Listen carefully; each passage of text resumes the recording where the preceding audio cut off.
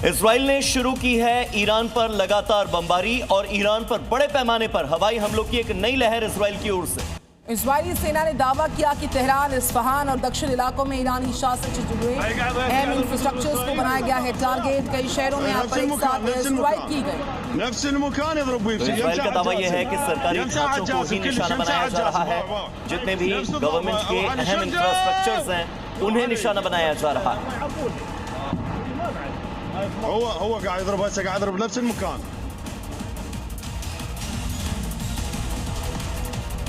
Iran में भारी नुकसान की जानकारी, 11,000 से ज्यादा घर गिर गए हैं। जिस तरीके से यह हमला हुआ, 13,785 इमारतें क्षतिग्रस्त, एजुकेशनल एस्टैब्लिशमेंट्स भी बर्बाद हुई हैं। तो इजरायली सेना ईरान में IRGC के ठिकानों पर लगातार अटैक कर रही है और अब वहां पर हमले बरकरार हैं अभी भी, जहां से इजराइल पर ड्रोन्स और मिसाइल अटैक हो रहे हैं। एक खबर दिखाएंगे आपको विस्तार के साथ इस रिपोर्ट में। भीषण जंग के 10 दिन बीत चुके हैं। इजरायली सेना ईरान पर विध्वंसक प्रहार कर रही है। इजरायली वायुसेना ने 3 हथियार डिपो पर हमला किया। दावे के मुताबिक यहीं से इजराइल की तरफ ड्रोन दागे जा रहे थे।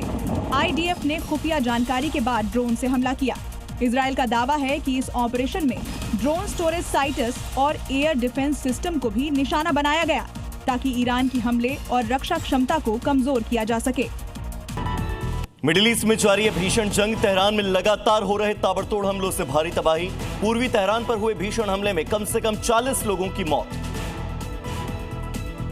ईरान ने कुवैत में अमेरिकी बेस पर मिसाइलों और ड्रोन से की बमबारी। एरबिल में भी अमेरिकी बेस पर ईरानी सेना ने किया ड्रोन अटैक।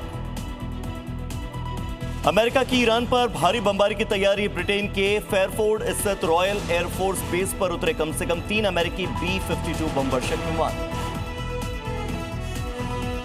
ईरान ने किया 2 अमेरिकी MQ-9 रीपर ड्रोन को मार गिराने का दावा। ईरान ने रीपर ड्रोन को ट्रैक करने और उसे नष्ट करने का बाकायदा एक वीडियो भी जारी किया।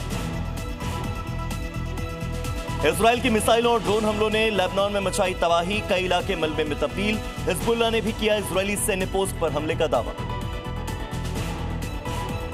अमेरिकी राष्ट्रपति डोनाल्ड ट्रंप ने कहा, हमने ईरान को बुरी तरह से हराया। ट्रंप बोले, अब ईरान के पास कुछ नहीं बचा।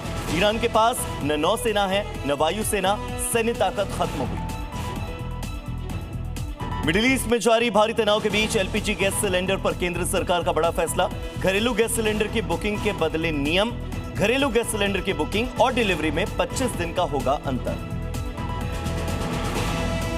संसद में आज भी हंगामे के आसार। स्पीकर ओम बिरला को हटाने के प्रस्ताव पर लोकसभा में होगी चर्चा।